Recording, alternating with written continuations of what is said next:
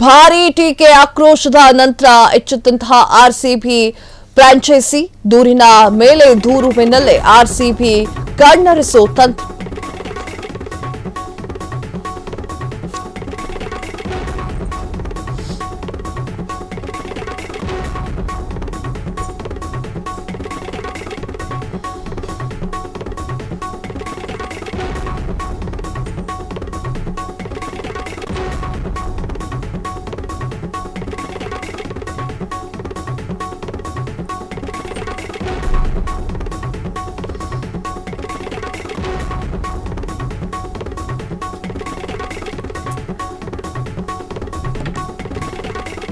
ಭಾರೀ ಟೀಕೆ ಆಕ್ರೋಶದ ನಂತರ ಎಚ್ಚೆತ್ತುಕೊಂಡಿರುವಂತಹ ಆರ್ಸಿಬಿ ಫ್ರಾಂಚೈಸಿ ದೂರಿನ ಮೇಲೆ ದೂರು ಬೆನ್ನಲ್ಲೇ ಆರ್ಸಿಬಿ ಕಣ್ಣರಿಸುವಂತಹ ತಂತ್ರ.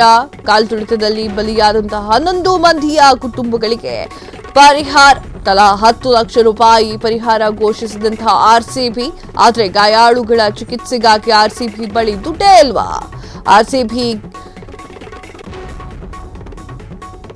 ಈ ಒಂದು ಕೇಸ್ ಹೆಸರಿನಲ್ಲಿ ಫಂಡ್ ಸಂಗ್ರಹಿಸಲು ಮುಂದಾಗಿರುವಂತಹ ಫ್ರಾಂಚೈಸಿ ಆರ್ಸಿಬಿ ಚರ್ಚೆಗೆ ಗ್ರಾಸವಾಯಿತು. ಆರ್ಸಿಬಿ ಫ್ರಾಂಚೈಸಿಯ ನಡೆ ಆರ್ಸಿಬಿ ಫ್ರಾಂಚೈಸಿ ದುಡ್ಡನ್ನ ಕೊಡ್ಲಿಕ್ಕೆ ಈಗ ಮುಂದಾಗಿದೆ.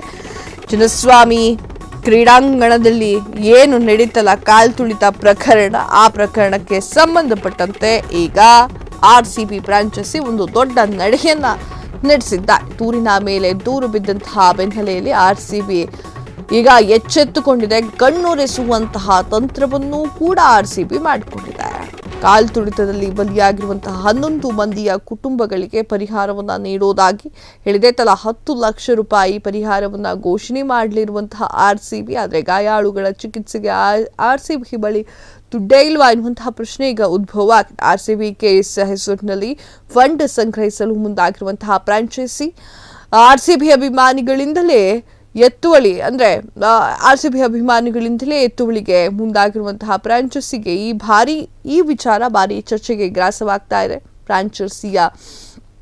ಆರ್ಸಿಬಿ ಫ್ರಾಂಚೈಸಿಯ ಈ ಒಂದು ನಡೆ ಈಗ ನೀವು ಸ್ಕ್ರೀನ್ ಮೇಲೆ ನೋಡ್ತಾ ಇದ್ದೀರಾ. ಅದು ಆರ್ಸಿಬಿ ಹಾಕೊಂಡಿರುವಂತಹ ಇನ್ಸ್ಟಾಗ್ರಾಮ್ನಲ್ಲಿ ಪೋಸ್ಟ್ ಮಾಡಿರುವಂತಹ ಪೋಸ್ಟ್ ಅದಾಗಿದೆ.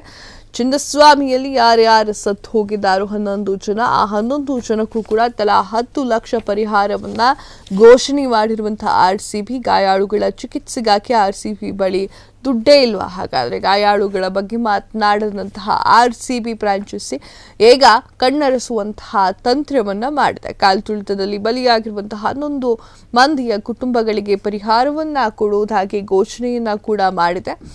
ಭಾರೀ ಟೀಕೆ ಚರ್ಚೆಯ ನಂತರ ಈಗ ಎಚ್ಚೆತ್ತುಕೊಂಡಿದೆ ಆರ್ಸಿಬಿ. ಕ್ಷಣ ಕ್ಷಣದ ಸುದ್ದಿಗಳಿಗಾಗಿ ಫ್ರೀಡಂ ಟಿವಿ ಸಬ್ಸ್ಕ್ರೈಬ್ ಮಾಡಿ, ಲೈಕ್ ಮಾಡಿ ಹಾಗೂ ಫಾಲೋ ಮಾಡಿ. ಹೊಸ ಸುದ್ದಿಗಳ ನೋಟಿಫಿಕೇಶನ್ಗಾಗಿ ಬೆಲ್ ಐಕಾನ್ ಮೇಲೆ ಕ್ಲಿಕ್ ಮಾಡಿ.